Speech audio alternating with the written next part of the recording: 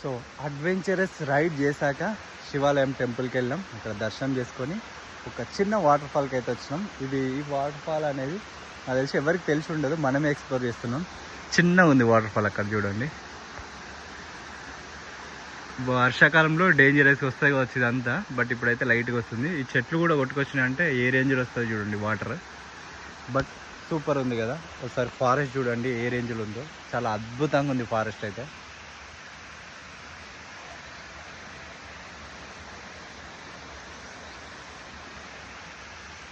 మొత్తం దట్టమైన అడవి.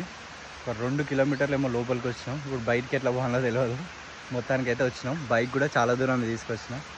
బైక్ ఆ లొకేషన్లో ఎక్కడెక్కడో పెట్టినా, ఇదంతా తిరిగి బైక్ దగ్గరికి వెళ్ళాలి. బైక్ దొరికితే మనకు రూట్ దొరికినట్టే.